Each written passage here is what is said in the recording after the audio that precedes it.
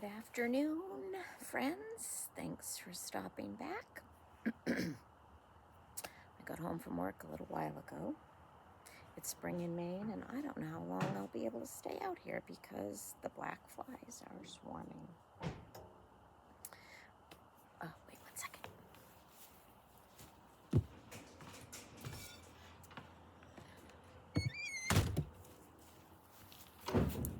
Just had to shut a door. Yeah, so I don't know how long I'll be out here because the black flies might chase me in. Hope you've had a good day. I was busy. My full-time job is baking, baking all the unhealthy things, but I'm good at it, and yeah, it's a way to make it in Maine, make a paycheck. What I'd really rather be doing to earn a living is being a full-time maker, and I'm hoping somehow that can happen. I'm chanting for it. So anyway, I mentioned I did mention vintage fabric yesterday, but I also mentioned, reproduction fabric. And that was my first love. Now I love bright fabrics, but I still love reproduction fabrics. So I've gathered a few of the pieces that I've made, and I thought I'd show a few of them to you. So here is one. This is like a little doll-size quilt. It's a mini tumbler. That's a tumbler block. So this is a mini tumbler, and yeah, some of the reproduction fabrics in here are what's called conversational prints, like this little fishbowl with ducks looking in it. That's a conversational. This little print here with letters on it is a conversational. The little keys here in the corner, that's a conversational print.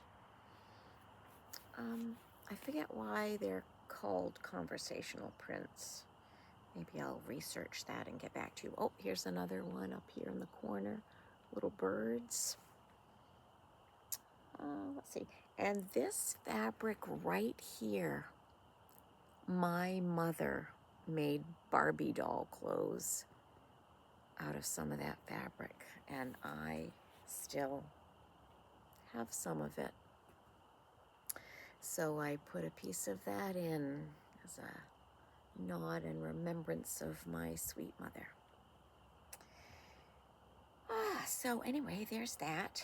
Just a plain muslin back, but this is all hand quilted. I used to do quite a bit of hand quilting. I don't do quite so much anymore. But anyway, you can see can you see the hand quilting on the front? Yeah, you can see it. So anyway, that's that. I made one for my sister-in-law too when she got married, and put a photograph of her and her husband on the back with their wedding date.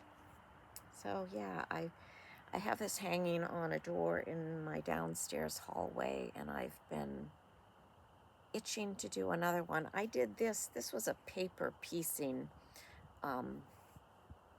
little quilt. These small pieces, it's a little bit easier, I think, with paper piecing. I also want to do a larger tumbler quilt in children's fabrics. I thought that would be cute.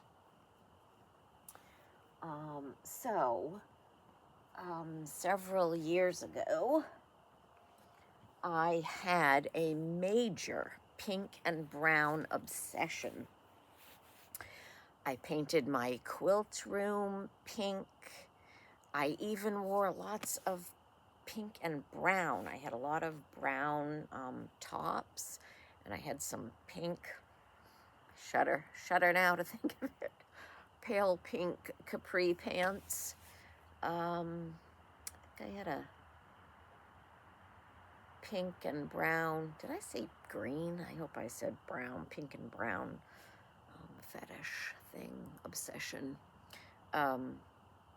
Anyway, I think I had a pink and brown skirt too, lots of pink and browns, and I made a lot of pink and brown quilts. I bought this one pattern, I think it had 12 different small quilts patterns in it. I want to say Lori Smith, I can't remember. I'll have to look. But anyway, Chocolate and Cherries was the name of that little series of quilts, and I have just a couple here. I've got some in the works, lots of unfinished projects in the works. Some quilters finish one thing before they start another, but I think many of us quilters, I have to stop saying so much. Many of us quilters, I think, have a lot of unfinished projects. They're called UFOs, unfinished objects. Okay, so anyway, here's one. This is a courthouse block. These were 1 inch. So I guess that means they finish at 1/2 inch. So that's a very sweet quilt. I love that. I have a lot more of these strips already cut out that I could, easily get underway with another one. And there's the backing on that quilt. This is how I hang my quilts. I do 2 pieces on the sides and leave a big opening in the middle. And then I use those 3M, plastic hook things that you stick to your wall, and supposedly when you take them off, they don't damage or anything. Well, yeah, that's not true, because fairly often they take the paint off my wall. But anyway, so I don't know if that's better or not than just nailing a little nail in the wall. But anyway, there's that one. I forget what the name of this one was, but here's another one. And I love this this toile print around the border. I have that in a blue, I think, also. Love that. Love toile. And yeah, so many fabrics in here. This is one of my favorites. Hope you can see this all right. What else? I love that one.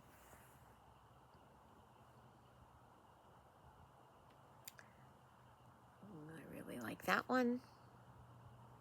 I love that one. Anyway, so much fun. My pink and brown obsession. It doesn't end. Okay, so the next few quilts, well, no, this one is, these 2 are not part of what I want to talk about next. Hold on. So this is another pink and brown. This one was called Brown Bird. Yeah, so that's a good size wall hanging. And that one's very sweet. This was needle turn applique, hand applique by me. And this one was hand quilted. Yeah, I think the whole thing was hand quilted. Yeah, I think it was. So anyway, there's that. And this one's about the same size. This is a square in a square. I love this fabric.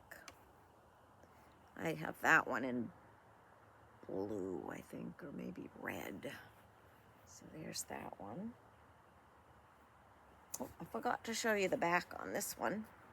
There's the back back of that one. Pretty brown print.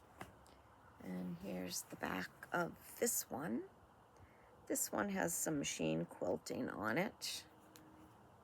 But anyway, there's that one.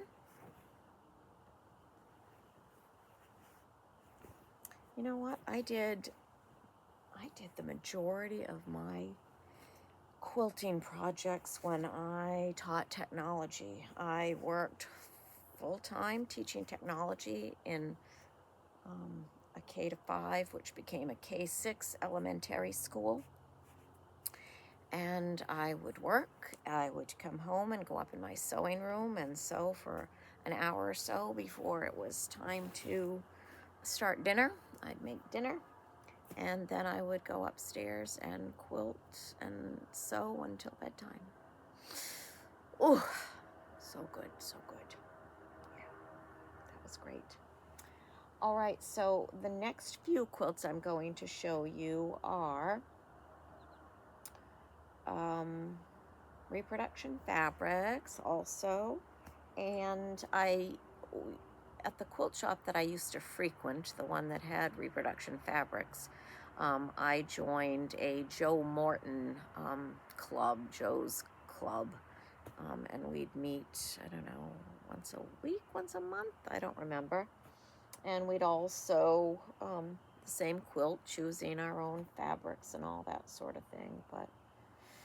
But this was one of the quilts in her Jo Morton series. I really like this one. The fabrics sort of almost blend into each other. Oh, so many pretty fabrics. I just love fabric. There's that one. And here's this one. This one hangs in my dining room above my cookbook shelf. I really like that one. Oops, I didn't show you, I keep forgetting to show you the backs. There's the back of that one. I love, love, love that print. And here's the back of this one.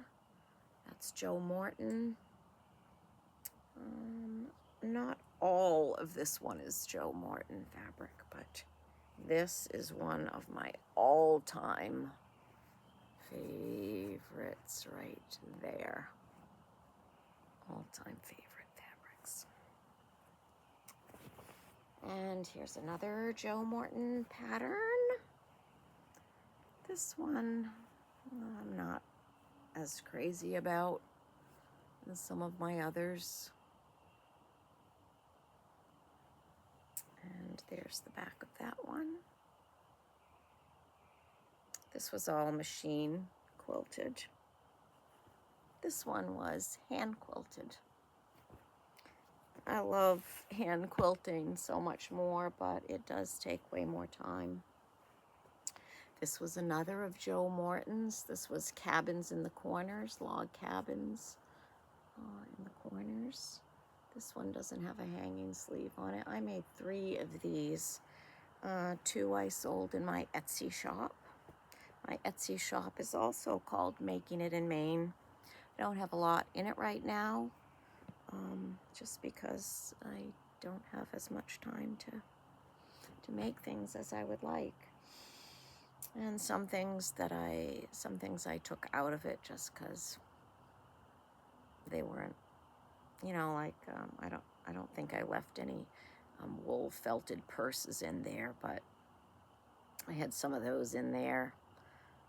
I had some wool felted wine totes. None of those sold, so I took them out. I'm pretty sure I took them out.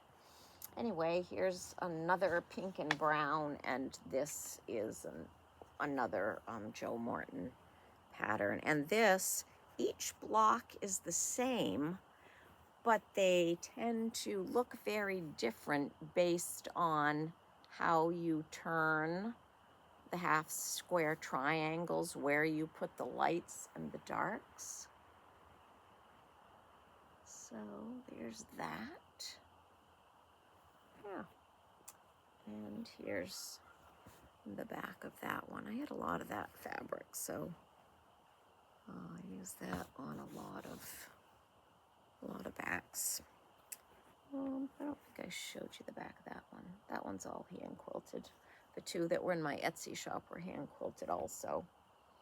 And this one is hand quilted. So that's what I have for you today.